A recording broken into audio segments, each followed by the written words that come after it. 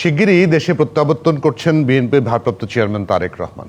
এরই মধ্যে তার দেশে ফেরা নিয়ে প্রস্তুতি শুরু হয়েছে বিএনপিতে। ভাবা হচ্ছে তার নিরাপত্তা সহ অন্যান্য বিষয়ও।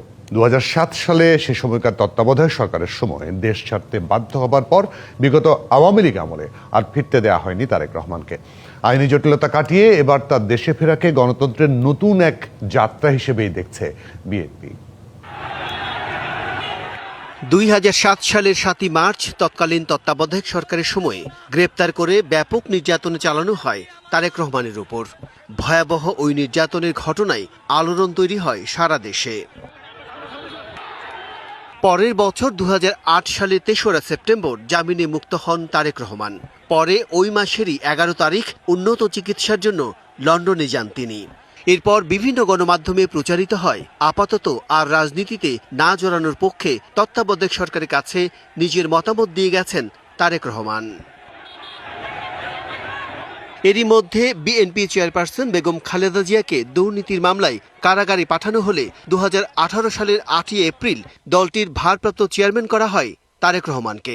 এরপর থেকেই বিএনপির নীতি নির্ধারণী পর্যায়ের বৈঠকে নেতৃত্ব দেন তিনি। বিদেশ থেকেও পরিচালিত করেন দলকে।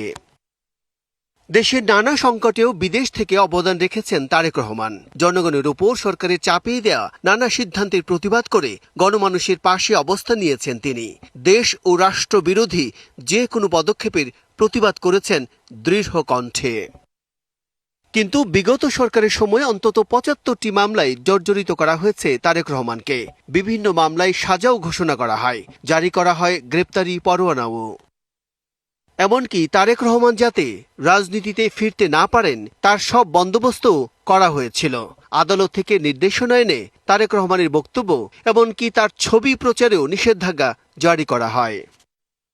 বিগত সময়ে গণতন্ত্র পুনরুদ্ধারের আন্দোলনে নেতৃত্ব দিয়েছেন তারেক রহমান।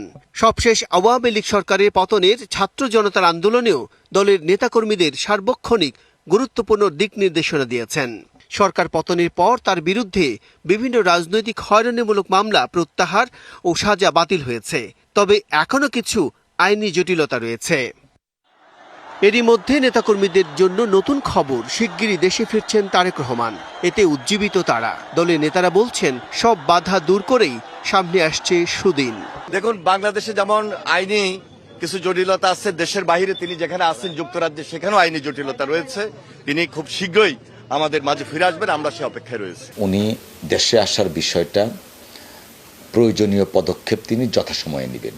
এই ক্ষেত্রে আইনি কোনো বাধা নেই। ওনার বিরুদ্ধে যতগুলো মামলা দায়ের করা হয়েছিল, যেগুলোতে কনভিকশন হয়েছিল, প্রায় প্রত্যেকটা কনভিকশনে তিনি খালাস পেয়েছেন, একটা পেন্ডিং আছে। এরই মধ্যে তারেক রহমানের দেশে ফেরা নিয়ে প্রস্তুতি নিয়েছে বিএনপি। গুরুত্ব দিয়ে ভাবা হচ্ছে তার নিরাপত্তার বিষয়। রাজনৈতিক কার্যালয় ও বাসার বিষয়ে কাজ করছে দলটি। দলের ভারপ্রাপ্ত চেয়ারম্যান জনাব তারেক রহমান খুব শিগগির দেশে ফিরবেন। আমরা অলরেডি প্রস্তুতি শুরু করে দিচ্ছি ওনার অবস্থানের জন্য, ওনার সিকিউরিটি সাইটটা এবং ওনার পলিটিক্যাল পার্টির যে দফতর, কোথায় বসবেন, কোথায় থাকবেন, ওনার সিকিউরিটি কিভাবে করবেন, এগুলো আমরা সব আয়োজন শুরু করে দিয়েছি। তা আশা করি তিনি খুব শিগগিরই প্রত্যাবর্তন করবেন। তারেক রহমান দেশে ফিরলে নতুন শক্তি তৈরি হবে গণতন্ত্রকামী মানুষের মধ্যে। যাত্রা শুরু হবে নতুন গণতন্ত্রের, এমনটাই মনে করছে বিএনপি।